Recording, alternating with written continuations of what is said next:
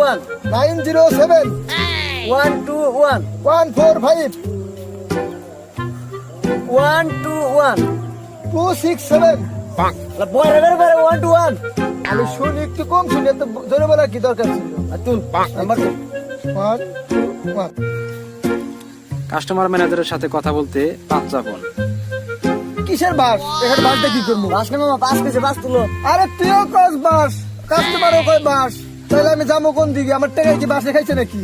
শালা বয়রা বাস কা নাই পাস কইছে। বাস তো বল, আমি একটু শুনি, কম শুনি। আচ্ছা তোর পাস তুল দে।